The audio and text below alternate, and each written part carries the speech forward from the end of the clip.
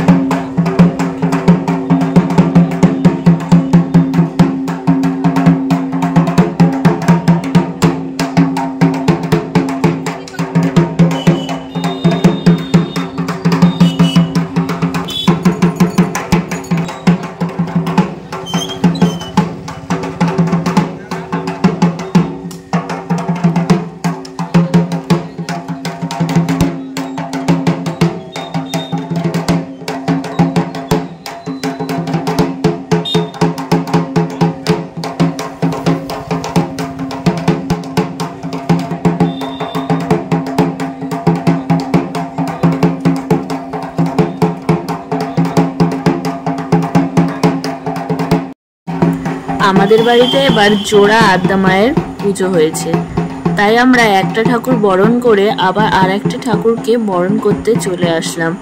সাদা লাল শাড়িতে আমাকে কেমন লাগছে সেটা কিন্তু তোমরা কমেন্ট করে জানিও।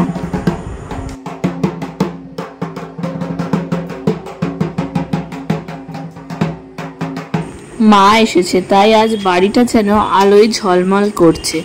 মাকে তখন মিষ্টিমুখ করা হয়ে ওঠেনি, আসলে মাকে ভ্যানে করে নিয়ে আসা হয়েছে, অতটা উপরে আমরা হাত পাইনি, তাই মাকে ঘরে তোলার পর মিষ্টিমুখটা সারলাম।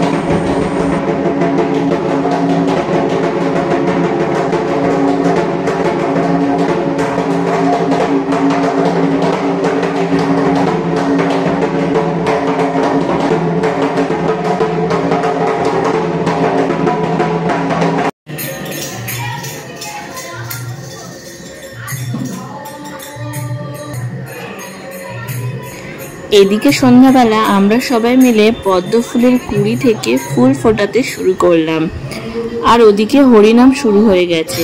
রাতে শুরু হবে আদ্যা মায়ের পুজো, আর এখন হচ্ছে নারায়ণ পুজো। আসলে আমাদের বাড়িতে যখন আদ্যা মায়ের পুজো হয় ঠিক তার আগেই সন্ধ্যাবেলা নারায়ণ পুজোটা সেরে নেওয়া হয়, তারপরেই আমাদের আদ্যা মায়ের পুজো শুরু হয়। পুজো শুরু হতে বেশ অনেকটাই রাত হয়ে যায়। প্রতিবারে 108টা পদ্ম ফুল পুজোতে লাগে, এবার যেহেতু জোড়া পুজো হচ্ছে সেই জন্য 216টি ফুল লেগেছে পদ্ম ফুল। এখন আত্মীয় স্বজনরাও একে একে আসা শুরু হয়ে গেছে। পুজোর মেনুতে ছিল এবার খিচুড়ি, আলুর দম, চাটনি, পাঁপড়, পায়েস আর মিষ্টি।